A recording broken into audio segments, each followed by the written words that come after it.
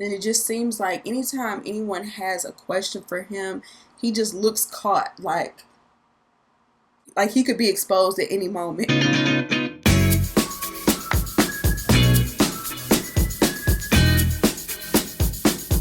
Welcome to the Vida Rosa. I'm your host Pinky, and today we're going to be talking about Married at First Sight. So if you'd like to see more, then just stay tuned. But before we begin, I would like for everyone to check out my website, levidarosastyle.com, where you can find cute accessories like the ones I'm wearing right now. I just added these cute sneaker earrings to the site, so make sure y'all check that out. I also have a very exclusive discount code for my YouTube subscribers, anybody who supports my lives and my videos. This discount is just for you. If you use it at your checkout, you'll get 10% off of your entire order. So make sure y'all take advantage of this discount before it ends on November 5th. I really wanted to show y'all love because y'all have been supporting my business so much. I appreciate it. So with that being said, like, comment, and subscribe. Without further ado, let's get into this video. I feel like with this season and every season moving forward with this show, everyone is guilty until proven innocent. I truly feel like all of these couples, I feel like at this point, all of these couples are getting a divorce. And they're going to have to prove me otherwise, that they're going to stay together. Because I see cracks in every single one. Like at the end of this episode, we do see everybody, for the most part, everybody is like kissy, touchy, cuddly. But like I said before, there's going to be a wife swap couple. I feel like it could be either one. Especially at the previews, I was like, is it Emil and Allan? They was giving each other a hug. I was like, could it be them? I don't know. I feel like all of them are capable of doing it. I keep looking at everybody for signs like, I don't know. It could be you. It could be you. Anyway, let's go ahead and get started. Michelle and David. So we never got to see them meet each other on the last episode. And that's where we begin. She is walking down the aisle. She's being very bubbly, greeting everybody on his side. It's funny because he ends up greeting who he thought was her mother, but it was actually her sister. And I know the sister was so offended. I know the sister was so offended by that. I would have been so mad at my family for really hammering it in there that he was such a mama's boy. Like, half of the facts about him had his mama's name in it. Like, is his mama his whole personality? Like, is there nothing else about him that's redeemable? I would have been really mad that that's all they had to say was, oh yeah, he's a mama boy. He love his mama. He love his mama. And I feel like that was a huge red flag, a huge warning sign to her. So once they left the ceremony and they got a chance to talk to one another, he just kept hammering it in that she has blonde hair and blue eyes. That's my type. Blonde hair and blue eyes. Throughout the whole episode, blonde hair and blue eyes, like really giving fetish at this point. With her, I feel like it could be because she was like, yeah, I like light-skinned men with tattoos and, ponytail, man bun or whatever. We've only heard that from her once, but with him, it was like over and over and over. Like, do you not care about her personality? Do you not care about her character? Just the fact that she has blonde hair and blue eyes. She turned around and said he looked like a genie. I was like, what was that supposed to mean? You talking about like Will Smith in Aladdin? Or are you talking about the genie from the cartoon? I would have felt offended either way. But later on in the episode, her friend said that he is exactly her type. So they got the fetish of their dreams with each other. And it still ain't gonna work. I don't understand why he felt the need to spill out all of his red flags, all of his vices in his first conversation with her. It doesn't make any sense. He tells her that he smokes cigarettes, but socially. And I'm just like, you are so childish because at least be addicted to cigarettes and that's the reason why you smoke them. No, I only smoke them when I'm hanging out with my friends. What? And every time I hear somebody say they smoke cigarettes, I always think about that commercial where she's like, you don't always die from tobacco. Y'all know what I'm talking about? Y'all know what I'm talking about? Every time I hear somebody say that, I'm like, you gonna end up with that robot box. Keep on. She tells him that that's gross. She did not hold back on that. He tells her, yeah, but I'll quit for you. And later on in his confessional, is talking about, yeah, I guess I'm gonna have to vape so I can get off of it. I'm like, I thought you only did it socially. Then it came out that he still lives at home, but he basically made it seem like it was a roommate situation. Obviously, she was completely thrown off by this and immediately turned off. Mind you, she's 38 years old. He's 36. He goes on to say that he had a bar that was converted into a condo at one point, but he felt lonely staying there alone, so he ended up selling it and moving back home because he enjoys, I guess, the camaraderie of being at home. I want to know, are you helping with the bills? Or I don't necessarily see anything wrong with staying at home, getting back on your feet, or especially if you're younger, saving up for a house or something like that. I totally understand that. But he's 36. So at a certain point, obviously the women are going to be looking at that as a red flag.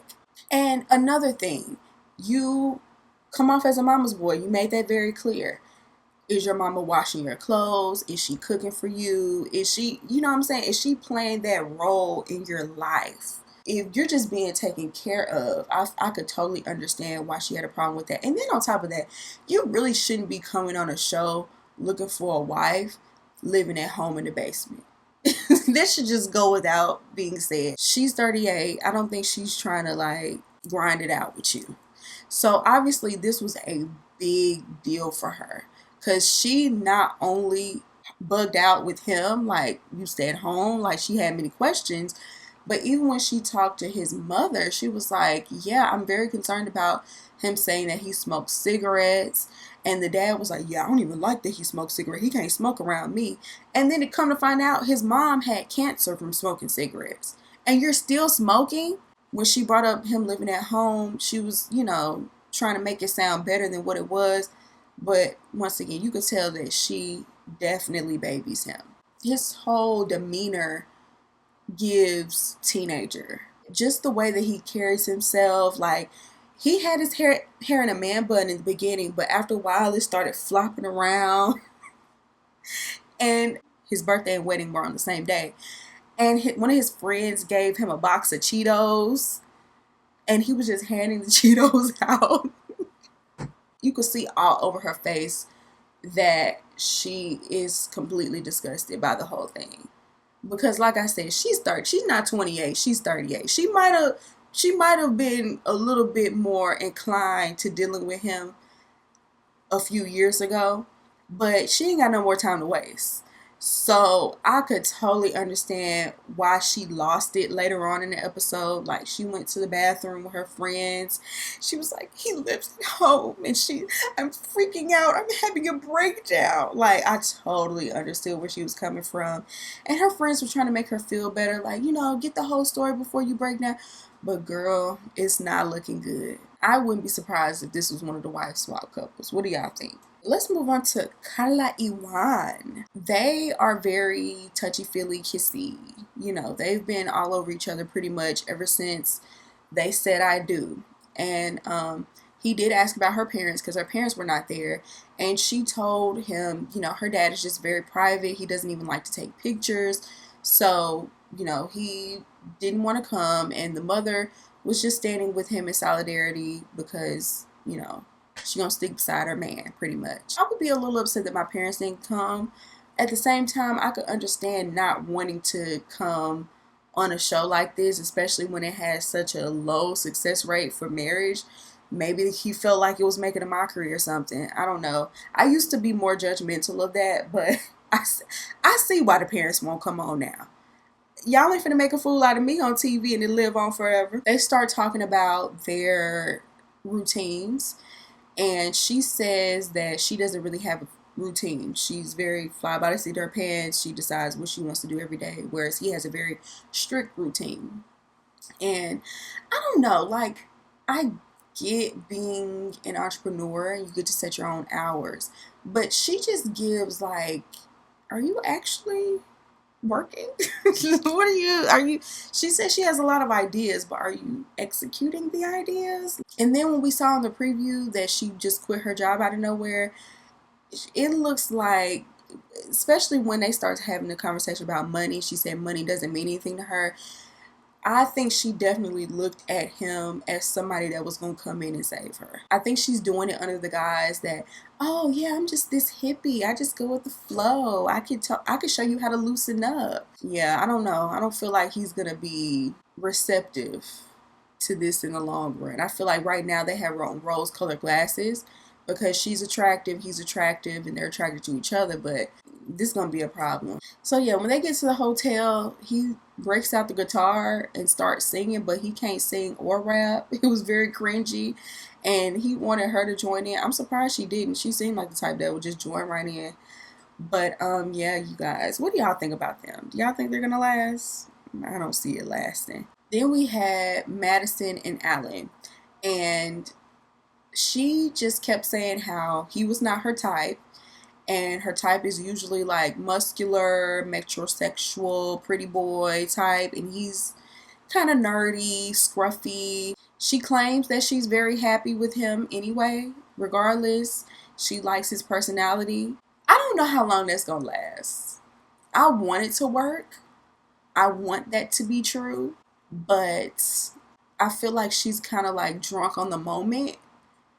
And I wonder, like, when reality hits, is she still going to be attracted? Because if you're only attracted to pretty boys, no offense to Allan, that is not what she is used to. But she also said the type of men that she chooses, normally they don't pull out her chair. They don't, they're not as considerate of her feelings. So maybe she'll appreciate the fact that he is, because he seems like a lover boy. He seems like someone who wants to be in a relationship where the feelings are reciprocal. Apparently, in one of his past relationships, he was constantly being ridiculed and put down. So maybe, you know, he's ready for a healthy relationship.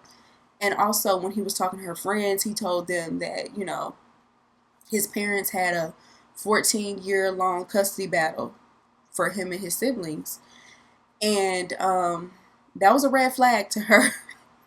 That was a red flag to her friend, because she said Madison already has her family trauma, and he's coming in with family trauma, and she's concerned that, you know, that's not gonna mesh. One thing I don't like about this show, and I understand, like, I'm sure the producers tell them to do this, but I don't understand why the families come in being so intrusive, like asking these very personal questions, like, when was your last relationship and why did it end? Like, y'all are having these conversations with their spouse before they even get a chance to have that conversation, and running back and telling her before they can have a heart-to-heart about it. Like, this man didn't even get a chance to say it yet. And I thought that was completely wild. I am a little concerned because it is like, you know, both of them have family trauma. Hopefully they don't trauma bond.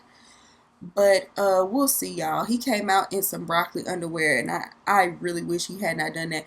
If she wasn't already turned off by his looks, that did not help. Let's move on to the next cut. Camille and Thomas. So when we pick up with them, they're dancing together. He lets her know that she is his type. She pretty much let him know that she was attracted to him as well. They talk about their weird habits, and he says that he eats one thing on his plate at a time, and he let her know that's, like, you know, something weird about him. And she was like, oh, I do the same thing. And then I had to think about it. Y'all, I do the same thing. Because it's something my boyfriend would tease me about, but I always have to eat my fries first before I eat my burger. And then I had to think, like, even on my plate, I can eat a little bit of everything, but I typically like to eat one thing at a time. So is that weird, y'all? I didn't know that was a weird thing to do. But he needs to tell her about how he organizes his closet and separates his clothes by pattern and by V-neck shirts and scoop necks. I'm like, now that was that's the OCD thing you do. The fact that he was in a 9-year relationship came up, and she asked him about his last relationship. It was 9 years, and it ended 4 years ago. And he said the reason why they broke up is because they grew apart.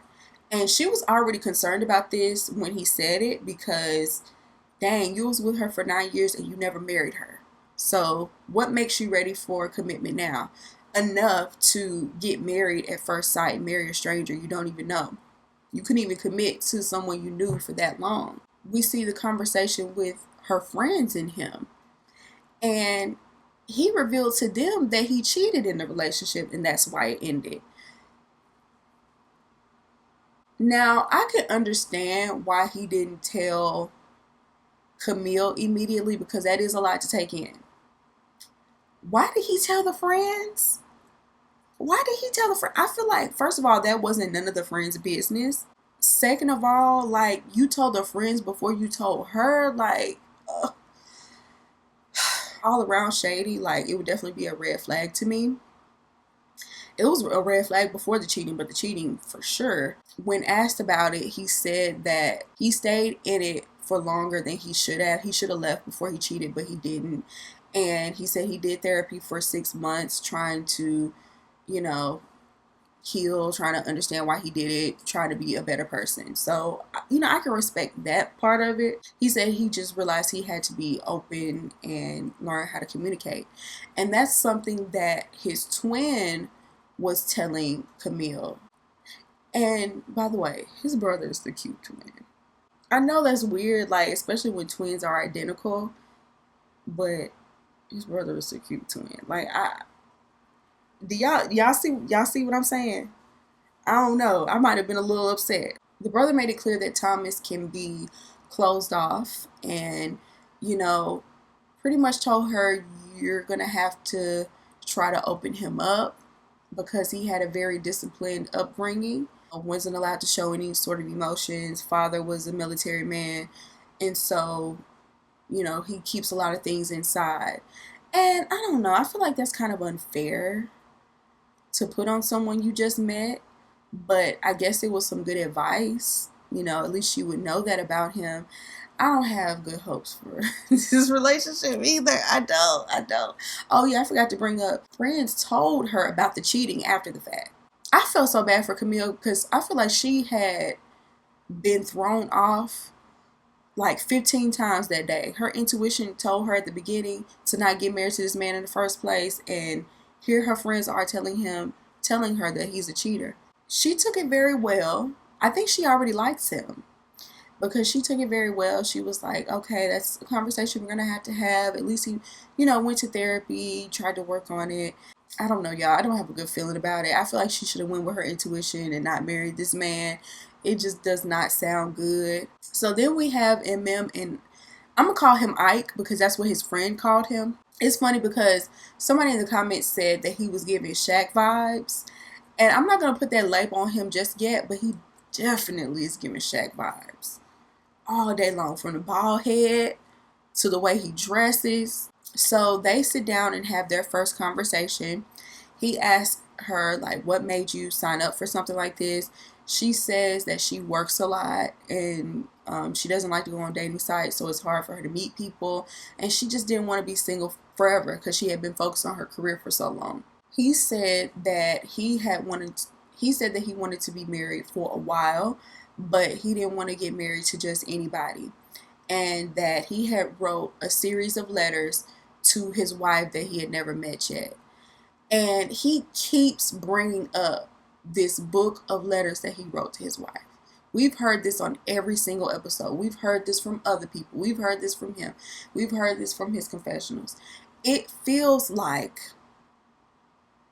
shameless promotion at this point. Is he going to be releasing this book of letters?